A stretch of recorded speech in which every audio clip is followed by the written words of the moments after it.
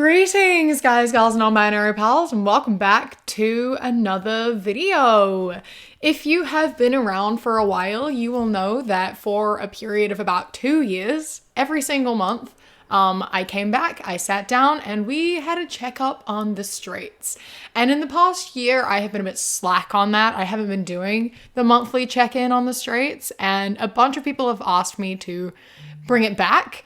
So the past couple months I have been doing that, and this month is no different. I am bringing it back again today because stuff happens, straight people do things, and it's fun to talk about and laugh at. So that's what we're doing today. Usually the consensus is no, the straights aren't okay, and I don't see it being different this time, but hey, maybe this month will be the month. Drop your comments below, place your bets. Do you think the straights will be okay? When do you think they will be? Because it's not looking promising anytime soon. But before we get into it, I would like to say a massive thank you to today's patron of the day, Eogwyn. I don't know if I pronounced that right. I feel like I totally didn't. So I apologize for that. But anyway, a massive thank you to you. I really appreciate all of your support, and I hope that you enjoyed this video. If anyone else would like to become a patron, you go to patreon.com/savvycat or click the top link in the description. It starts at as little as £1 a month, and it means a lot. So thank you. If you want to hear more about it, then stick around until the end. Yeah, but let's get into checking on the straights. As you can see today, I have an army of Liebits behind me. I actually also have a little bonus one in front of me. This is because, you know, they use all of their evil gay energy to protect me. You know, they're creating a safe space for me and not safe space for the straights we are reacting to. So that's why they're here today, for protection. The relationship between a husband and a wife is psychological. One is psycho, the other is logical. Okay, see, I don't know which way around this goes. I don't know who's saying this. Typically in these instances, they're calling the wife psycho because for some reason people love to call women psycho for no reason other than the fact that women can get frustrated when men don't help out and do as asked. It's a way to make women seem ridiculous and over-emotional, and it's used as like this insult and this thing to like completely diminish and undermine everything they say because it's a mental illness, you know, and those aren't valid. You're just being irrational, which everything about that is completely just not okay. So many like mental health terms have been colloquialized and made into something that they're not, and just completely have lost so much meaning that they're meant to have, and cause so much shame and stigma to people who actually suffer from these things. Like, we've got to remember that like psychosis, being psychotic, having psychosis, being a psychopath, etc. Those are all real and legitimate things. And a lot of the time when people say psycho, all the time when people say psycho, they're using it in a derogatory way that is undermining and invalidating to people who actually have those disorders. And it is invalidating to everyone who has those disorders and completely stigmatizing the idea of what it is and making it into something that it's not. And it's also just like, yeah, trying to excuse like your behavior and things that like trigger people because you're like, oh, well, you have a mental illness, so everything sets you off, which is a gross way to look at things anyway. But you know what I mean, right? People who are psychotic, who are psychopaths, who have psychotic episodes, etc., do not deserve this like stigma of being like overly emotional, irrational people who just blow their top, and whenever they're going through an episode, that's all they're doing is like yelling and screaming at people, and they don't care about anyone, and they don't have any compassion, etc. You know, like that's not what it is. And like being a psychopath means that you don't experience empathy, but it doesn't mean that you aren't a compassionate person. You can be compassionate and kind and care about people while not experiencing empathy. Not all psychopaths are bad people. Not all bad people are psychopaths, you know, that kind of thing. Like sometimes, yes, obviously psychopaths can be bad people, and not having empathy can aid them in that, you know what I mean? Like it's a tool that helps them in being a bad person, but they're not exclusive, you know? Like you don't have to be a bad person if you don't have empathy. You can still have compassion and like kindness and the desire to, you know, want to do good things and not have empathy. You know? Anyway, and you can also be logical and be mentally ill.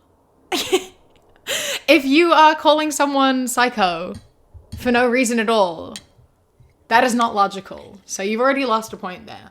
Anyway, that was my little mental health rant. We started this really strong. Okay, so this is a little cartoon of a doctor saying to a man, "Your wife has only 5 hours to live. I am so sorry." And the husband says, "No need to say sorry, doc. I have lived for 20 years with her. I think I can manage 5 more hours." Ha ha ha. I wish my wife was dead. Wow, such funny, such good humor. I've had to deal with her for 20 years. What's 5 more hours? Get a divorce. Just get a divorce, man. Please. Like, I know that it's a joke, but I don't really see what's funny about, like, hoping and wishing that your wife was dead. Like, if my partner, like, said something like this to me, or, like, posted this on Facebook, or shared this, or, like, joked about this in any way, I would leave them. Because what the fuck? No, that's not funny.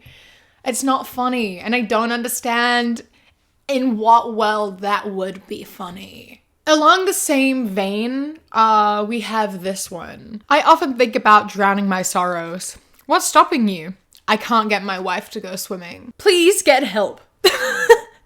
Go to therapy. Get a divorce. Do something, please. You shouldn't be fantasizing about killing your wife or having your wife die." Like, I don't care if it's a joke.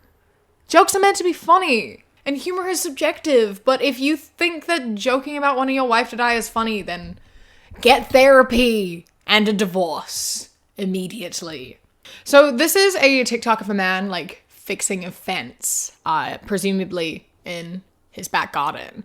And it says, "The key to a successful marriage is understanding when you have a day off from work. That simply means you're working for a different boss today and HR aren't going to save you from her." I'm really sorry, bro, but that's just being an adult. Unfortunately, we all have to work all the fucking time. And it is exhausting. It's tiring. It's awful. I just want to have a day where I can sit down and do nothing, you know? Unfortunately, we're always working every day. You know, someone has to cook, someone has to clean, someone has to do these jobs, right? Like, you're fixing a fence right now. Like, that had to be done. Someone had to fucking do it. And obviously it's not a skill set your wife has, or your wife was busy doing some other work, or maybe she wanted some time off today because you've had time off on other days. It's a matter of, like, sharing things 50-50. Is your wife working on her days off? Is she, like, cooking and cleaning and looking after the kids, and you just want to have the day off while she does that? Or is she making you do everything while she does nothing? Because I doubt it.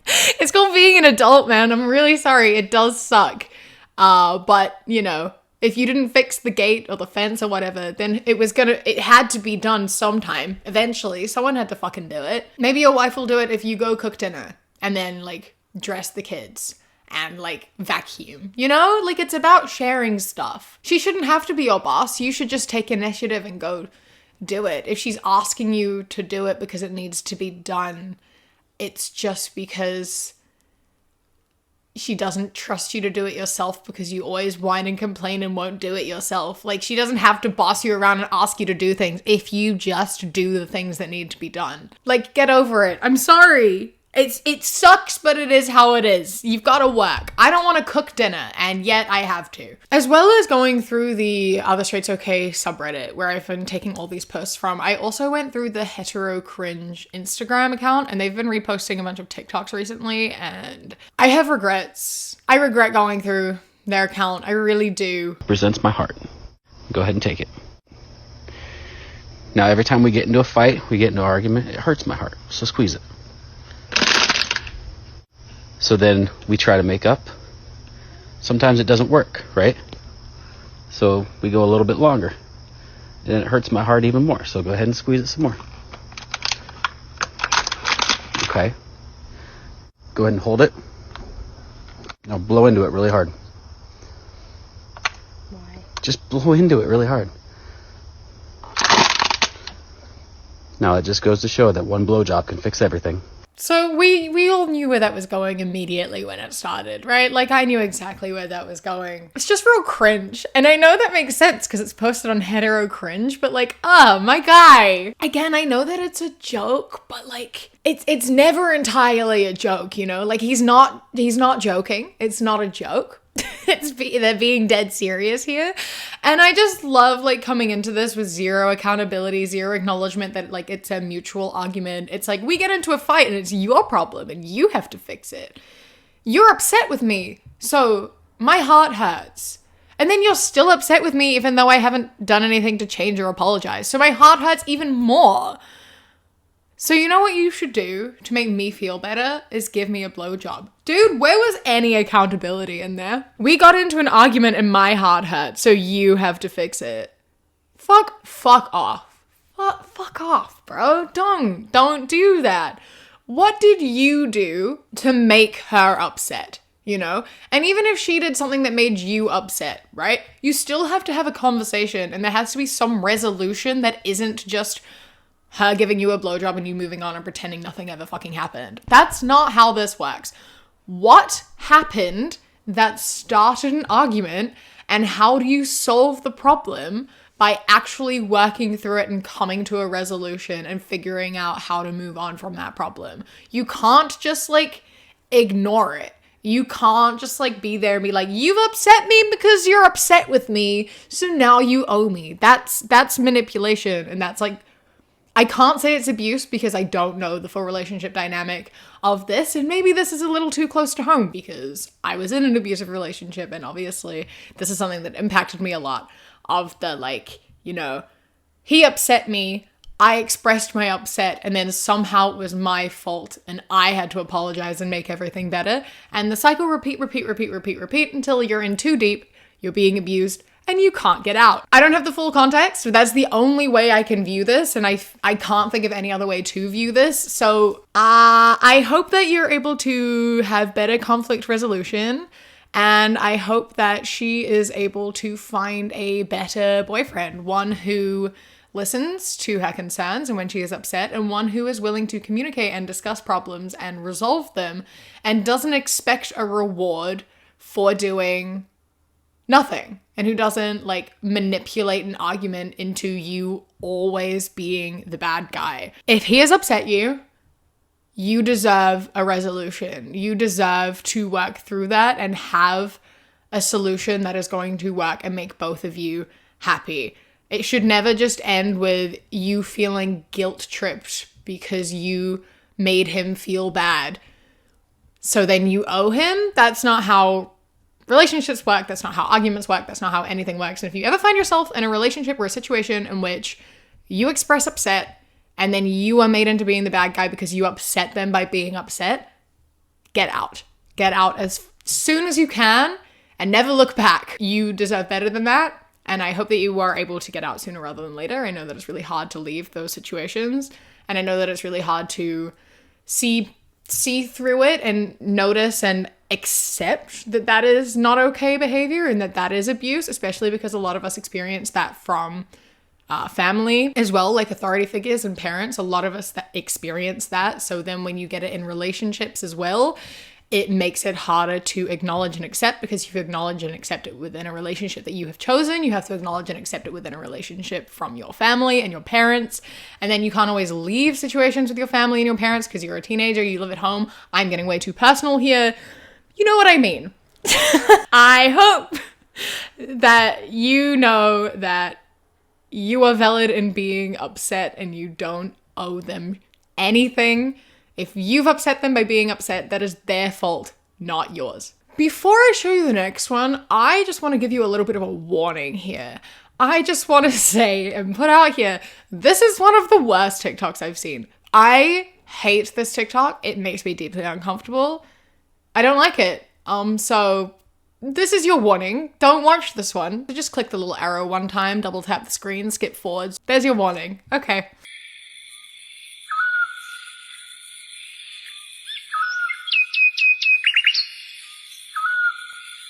So for everyone who skipped, welcome back. I'll tell you quickly what happened in that video. So basically it was Bird Song. That like bird song that was like trending on TikTok where people were like pretending to be birds and like arguing with each other or whatever. And it had the caption, "Her, would you still love me if I was a bird?" And then me.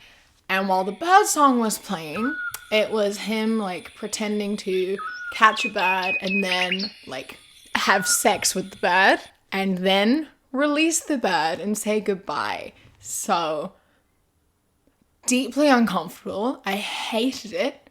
Disgusting. Please never ever do that ever again. It makes my body like recoil. I hate it. This doesn't even answer the fucking question. The question is, would you still love me if I was a bird? Not would you still fuck me if I was a bird? To show that like you obviously prioritize lust over love and you view her as more of an object than a person answers the question of no, you wouldn't still love her if she was a bird, and also no, you don't love her right now. You just love that you get to have sex with her. So I hope that she breaks up with you. I hope that she leaves, and I hope that you stay single, and I hope that you never see a bird ever again in your life, because I am worried for them. On the same vein of that one, actually, is this cartoon of a man holding a sheep, speaking to his wife in bed, and he says, "This is the pig I have sex with when you have a headache."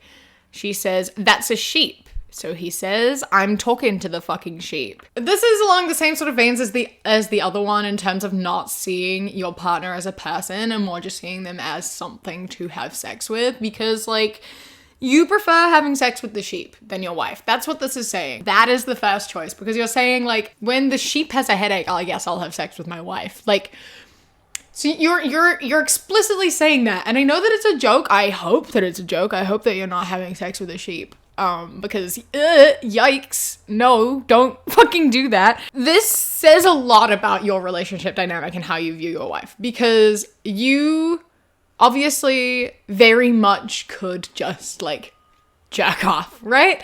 You could even invest in like a sex toy, like a stroker. You can get mechanical strokers, you can get like textured strokers that you can submerge in like warm water so that they're like textured and they're warm and whatever. You can get a bunch of like toys and pleasure aids that will more simulate having sex with a vagina rather than your hand, right?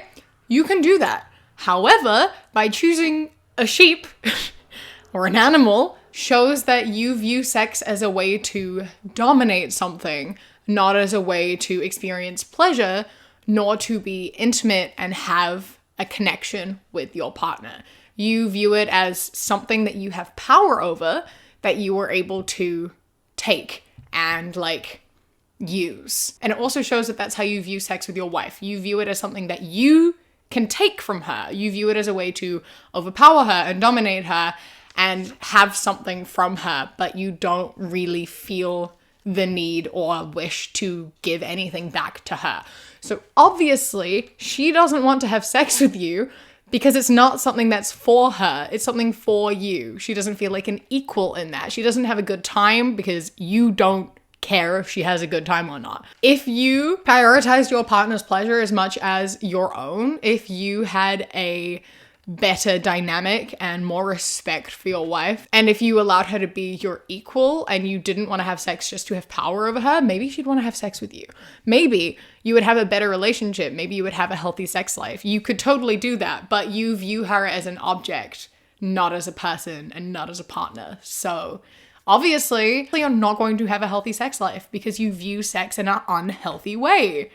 It's okay to have power dynamics and be like dominant and submissive, but there still has to be consent and understanding. And in those relationships, like within like consensual power dynamics and stuff, pleasure is still prioritized for both people, and it's about communication and everyone getting what they want out of it. And you clearly don't give a fuck about that. You want to be in control, you want to have all the power, and you don't care about consent or pleasure or anything else. So stop. Please be a decent person. Care about someone other than yourself for 5 seconds. And if you don't want to do that, go buy a fucking like stroker. Okay? Put the sheep down. Leave the sheep. Don't call it a fucking sheep either. It's just a sheep. It's not for fucking. All right? Leave the sheep alone. Leave your wife alone. Get a divorce and go jack off in a closet. I don't know. Fucking go away. Now, I know that it was only a few minutes ago that I gave you a warning about the worst TikTok I've ever seen, but I'm going to have to give you another warning about one of the worst posts I've ever seen in this Reddit ever. One of the worst ones. So I'm telling you that as a warning, just so you can prepare yourself for what you are about to hear. Okay? I like debated putting this in the video or not, but like if I had to see it, you have to see it. Joke of the day. A young boy asks, "Dad, what's the difference between a pussy and a cunt?"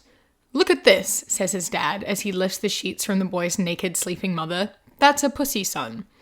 "It's wonderful, Dad. Can I touch it?" "No, son," says Dad. "If you touch the pussy, you'll wake the cunt up."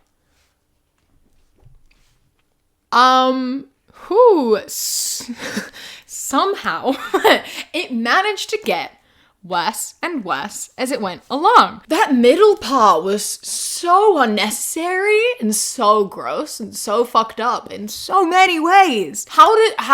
Why? What went through your brain that made you write this down? Like, how did you have this thought? Why did you think this? Why would you use your son and his mother as an example? Like, anyone is bad, obviously. There's no consent in this situation at all. But there's this extra layer of fucked up that you have this, like, boy asking to, like, touch his mother. And the only reason you say no isn't for, like, consent reasons or incest reasons, but because it'll wake her up and she'll be mad. Obviously, she'd be fucking mad. This is the most, like, there are so many layers of fucked up in this. Every single word, it got worse and worse and worse. Don't write this about anyone. Ever. Don't do it. Don't call women cunts. Period. Don't fucking do that. Don't show people naked sleeping women without their consent. Ever. Don't ask to touch naked sleeping women. Ever. Like, everything about this is disgusting.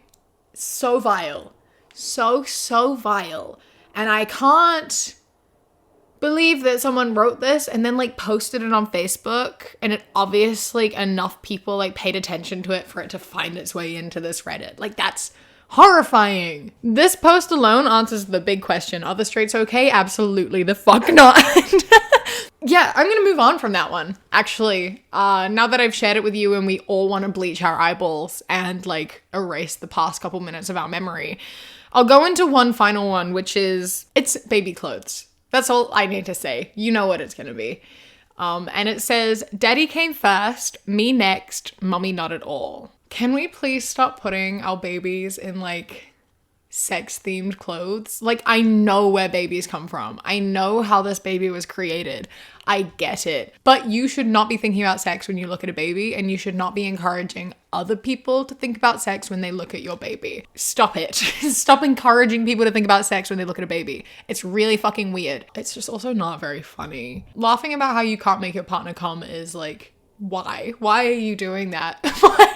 Why are you advertising that? Especially, why are you advertising that on your baby? What's wrong with you? There are so many cute baby clothes. Go get them a onesie with dinosaurs on it. Like, what are you doing? Stop it. I think that we can end this video here with the full knowledge that the straights are not okay, and there is no sight of them getting okay anytime soon. So maybe we'll be back next month with another update. Drop a like and a comment if you would like to see me continue to do these every month. There is a never-ending stream of content, unfortunately. A massive thank you to my Sprout Number patrons whose names are up on the screen right now. I appreciate you all so much. And a huge thank you to my Kiwi Cat patrons: Toulouse, Bobby, Josh, Mandy, Robbie, Ikazel, Kai, Jessica, Eldo, Ida, Queer Corey, Raven, Danielle, Elias, Evie, Nyx of the Eternal Night, JD Creeper, Rin, and Julie. I appreciate you all so much. Thank you so much for joining. If you would like to become a patron, you go to patreon.com/savvycat or click the top link in the description.